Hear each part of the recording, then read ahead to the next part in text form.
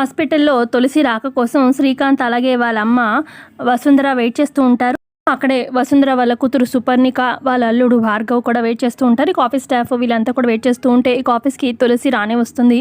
అయితే ఇక తులసికి అందరూ కంగ్రాట్స్ చెప్తూ ఉంటారు. ఇక తులసిని ఎండి తులసిగా ప్రమోట్ చేస్తుందన్నమాట వసుంధర.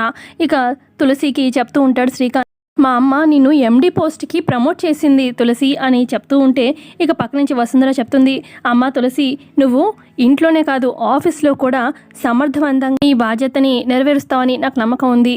అందుకే నేను ఎండి పోస్ట్కి నేను సూటబుల్ అని చెప్పి నేను ప్రమోట్ చేశానమ్మా అని చెప్పి చెప్తూ ఉంటుంది.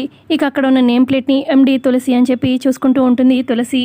ఇక ఆఫీస్ స్టాఫ్ అంతా కంగ్రాట్స్ చెప్పి బోకే అది ఇస్తూ ఉంటారనమాట. ఇక ఇటు సుపర్ణిక భార్గవ్ అయితే కోపంగా చూస్తూ ఉంటారు.